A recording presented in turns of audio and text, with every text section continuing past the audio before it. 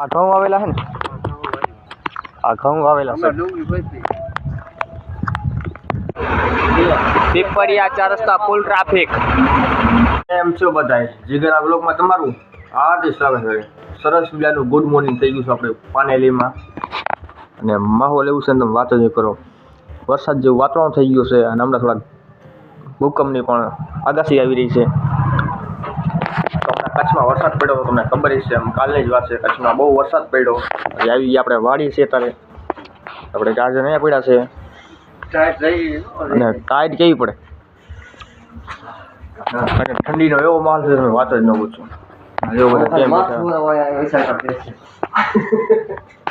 ઠંડીનો ફૂલ માહોલ છે. બાકી તમે કઈ બહાર દેખાડવું જઈ શકતો ને, એમ કે આપણે ઝાંકી નથી કર્યું બહાર તમને બતાવો, કેમ કે બહાર એટલી ઠંડી વાત જ ન પૂછો. બાકી જો સરસ મજાનો નજારો છે. આપણા બ્લોગમાં બન્યા રહેજો, અને શરૂઆતથી જોતા હોય તો સારી કોમેન્ટ કરી દેજો, એક લાઈક કરી દેજો, અને ચેનલમાં હોય તો સબસ્ક્રાઈબ કરી દેજો. તમારો ભાઈ નવો બ્લોગ લેતો આવશે. બાકી થોડીક તબિયત ખરાબ છે, કેમ કે રાતે ખૂબ જ ઠંડીમાં થઈ રહ્યા છે.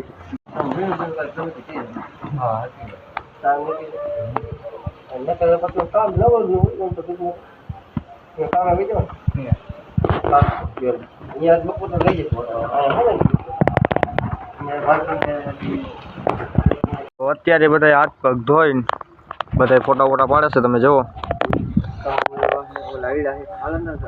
સરસ મજાનો નજારો છે. અહીંયા ગરમ પાણી આવે ફૂલ લાઈન ને ટાઢું આવે, કેમ કે અહીંયા પાણી ભરાઈ જાય એટલે ટાઢું પાણી આવે સીધું અહીંયા આવે. જુઓ કંઈક વાડીનો છે નજારો.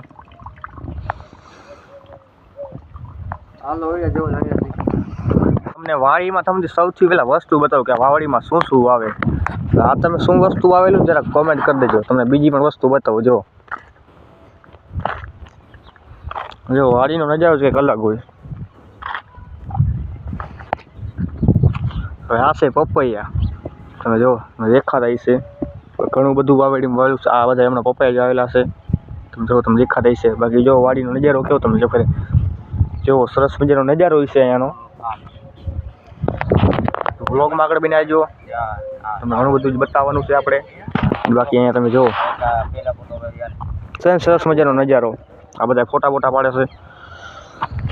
તમારો ભાઈ વ્લોગિંગ કરે છે.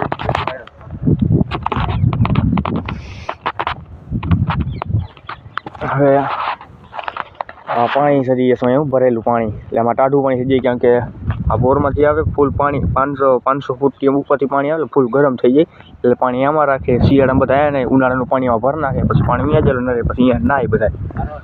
હવે બધા ફોટા પાડે છે. થોડીક આવી ચેનલ ઓળખ સબસ્ક્રાઈબ, એક નાની એવી કોમેન્ટ કરી નાખજો. આ ઘઉં આવેલા છે ને, આ ઘઉં આવેલા છે.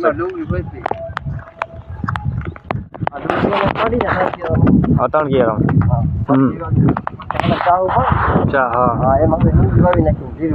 જીરું વાવી નાખ્યું.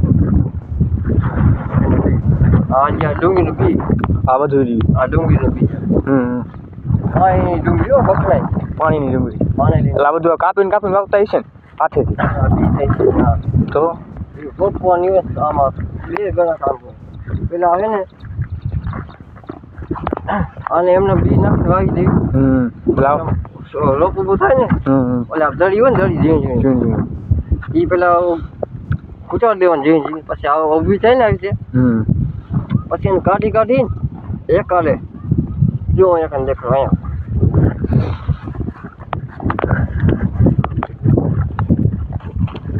પાણીમાં ભરી ઉપર લેવાનું, ઉપાડીને આ બાજકા ભરી પછી નોખા ફેર મારી દેવાનું. પછી થાય મોટા દડા. હા, નોખા કેર વાવી દેવાનું એમ. હવે રોપ છે, બાકી આમ ફોપી દે પછી કાઢીને આમાં એટલે થાય દડા. આમાં થાય દડા મોટા. આ ડુંગળી વાવેલી હાલ બાજુ. પાણી એલું પાતાય છે ને આમાં. પાણી ઘડી વાવવું પડતું છે ડુંગળી. પાણી 5 દી 7 દી એકવાર પાવતું. હા બરાબર. આવીડા લડવા જોજી આપણે. આવીડા જો ફૂકાઈ જાય ને, જીવું કરી જાય ને, લેવાના લીલા હોય લેવા દેવાના. બાકી નોખા રાખવાના. જો ભેગા લઈને ફેલાઈને રાખવાના. લીલા ભેગા નથી દેવાના. આવી રીતે ઈડા હે અને પછી વાવવાનું ના ના તો કે આમાં કાઢ્યા બધા આમાં કાઢ્યા હે આ જો હુકા હોય ને ઈ આમાં દારૂ કાઢી લેવાની સૂકી થઈ જાય કાપી લે ત્યારે રેવા દેવાની લીલી તારે રાખવાની ઈડા ઈડાનું તેલ બનતું છે હા તેલમાં સમજો ઈડો એકવાર કેવડા રાખી ગયા આજે હુકાઈ ગયા એટલે કાઢ્યા હે આજે હુકાઈ જાય એટલે કાઢવાના પાછા અને ઘઉં ઘઉં થઈ જાય છે ખાવા જેવું ઘઉં એટલા વાગ્યા ઓલા ફોટા પાડવાની જઈએ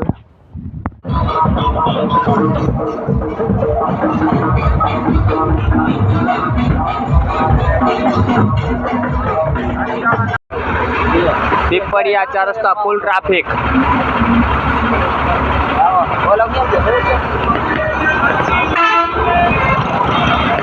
જો કેમ ઉભા બધા